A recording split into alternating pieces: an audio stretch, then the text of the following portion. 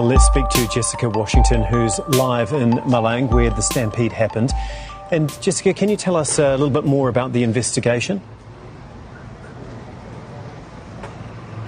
Well, the investigation is underway, and part of that, of course, involves looking at the state of the Kanjuruhan Stadium in Malang, where we are now. And I just want to give you a sense of what that looks like right now, because in the daylight you really get a sense of how this tragedy unfolded.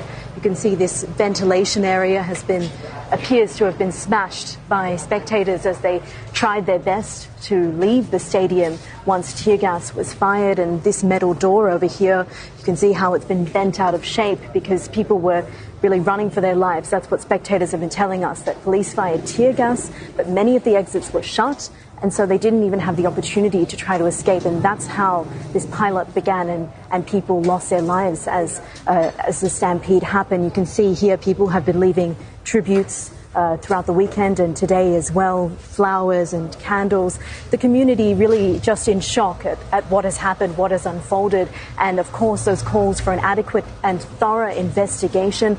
That investigation is still very much underway, but we understand that police are looking in particular at 18 officers who had some involvement in firing the tear gas. But the community here is so angry, and they are calling for answers. And you can see signs like this scattered throughout the stadium.